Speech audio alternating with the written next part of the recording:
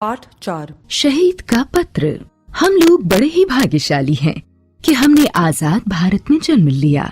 इस आजादी को प्राप्त करने के लिए हमारे पूर्वजों ने कठोर परिश्रम किया। घर परिवार, माता पिता सब कुछ छोड़ दिया, यहाँ तक कि आजादी के लिए अपने प्राण त्याग दिए।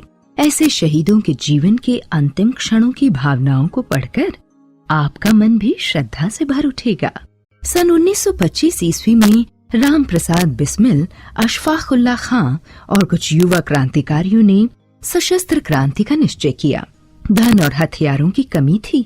इस कमी को पूरा करने के लिए राम प्रसाद बिस्मिल, अशफाक उल्लाह खां और उनके साथियों ने सरकारी खजाना लूटने की योजना बनाई। 9 अगस्त 1925 ईस्वी की शाम राम प्रसाद बिस्मिल अपने साथियों के साथ सहारनपुर से आने वाली 8 डाउन रेल में बैठे थे।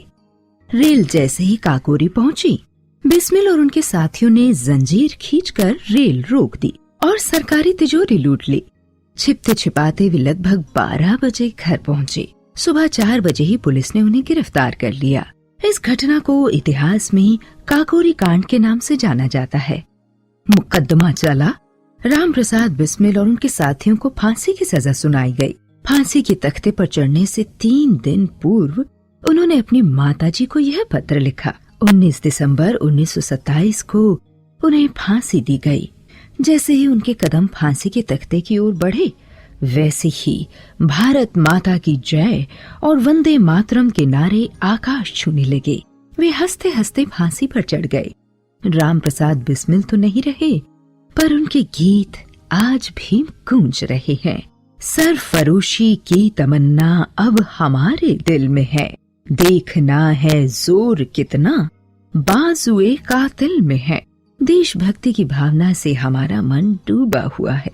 इसको पूरा करने के लिए हमें अपनी सामर्थ्य को बढ़ाना होगा। 16 दिसंबर 1927, फैजाबाद जेल। पूजनीय माताजी, सादर चरण वंदना। इस संसार में मेरी किसी भी भोग विलास तथा सुख की इच्छा नहीं है।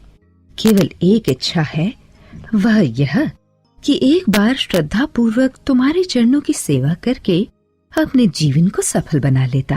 किंतु यह इच्छा पूर्ण होती नहीं दिखाई देती, क्योंकि शीघ्र ही मेरी मृत्यु का संवाद सुनाया जाना है। माँ, मुझे विश्वास है कि तुम यह समझकर धैर्य धारण करोगी कि तुम्हारा पुत्र माताओं की माता भारत माता की सेवा में अपना जीवन समर्पित कर गया है। जब स्वाधीन भारत का इतिहास लिखा जाएगा तो किसी पृष्ठ पर उज्जवल अक्षरों में माँ तुम्हारा नाम अवश्य लिखा होगा। जन्मदात्री, वर दो कि अंतिम समय में भी मेरा हृदय दृढ़ रहे और तुम्हारे चरण कमलों में प्रणाम अर्पित करता हुआ शहीद हो जाऊं। तुम्हारा बेटा राम प्रसाद बिस्मिल। अशफाक उल्लाह खां हिंदुस्तान रिपब्लिकन एसोसिएशन के संस्थापकों में से एक थे, जिनका उद्देश्य सशस्त्र संघर्ष कर भारत माँ को आजाद कराना था। जब उन्हें काकोरी कांड में फांसी की सजा सुनाई गई, तब उन्होंने कहा था, यह एक विडंबना है कि जो हमें सालों से लूटते आए हैं, वे हमें लूट के अपराध में सजा सुना रहे हैं। काकोरी कांड में 4 क्रांतिकारियों को फांसी हुई।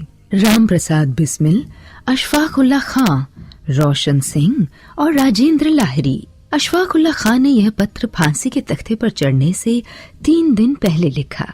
वे शब्द जो उन्होंने फांसी के तख्ते पर चढ़ते हुए बोले थे, आज भी हमारे कानों में गूंज रहे हैं। मैंने कभी किसी आदमी के खून से अपने हाथ नहीं रंगे। मेरा इंसाफ खुदा के सामने होगा।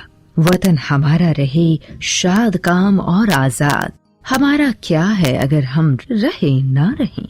मेरे प्यारे देशवासियों, भारत माता को आजाद करवाने के लिए रंगमंच पर हम अपनी भूमिका अदा कर चुके हैं। गलत किया या सही, हमने जो भी किया स्वतंत्रता पाने की भावना से प्रेरित होकर किया। हमारे अपने निंदा करें या प्रशंसा, लेकिन हमारे दुश्मनों तक को हमारी हिम्मत और वीरता की प्रशंसा करनी पड़ी। कुछ लोग कहते हैं कि हमने गुलामी को न सहा और देश में आतंकवाद फैलाना चाहा, पर यह सब गलत है। हमारे कितने ही साथी आज भी आजाद हैं, फिर भी हमारे किसी साथी ने कभी भी किसी नुकसान पहुंचाने वाले तक पर गोली नहीं चलाई। यह हमारा उद्देश्य नहीं था। हम तो आजादी हासिल करने के लिए देश भर में क्रांति लाना चाहते थे। सरकार भी अंग्रेजों की और जज भी अंग्रेजों के। फिर न्याय की मांग किससे करें? जजों ने हमें निर्दयी, बर्बर, मानवता पर कलंक आदि विशेषणों से पुकारा है। हमारे शासकों के कौम के जनरल डायर ने निहत्थों पर गोलियां चलवाईं। बच्चों, बूढ़ों, स्त्री पुरुषों सब पर दनादन गोलियां दागी गईं। तब इंसाफ के इन ठेकेदारों ने अपने भाई बंधुओं को किन विशेषणों से संबंधित किया था? फिर हमारे साथ ही यह सुलूक क्यों?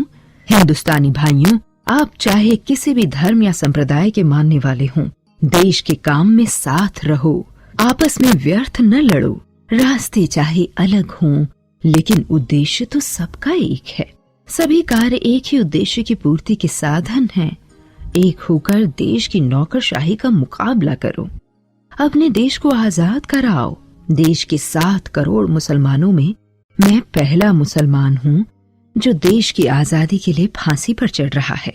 यह सोचकर मुझे गर्व महसूस होता है। सभी को मेरा सलाम। हिंदुस्तान आजाद हो, सब खुश रहें।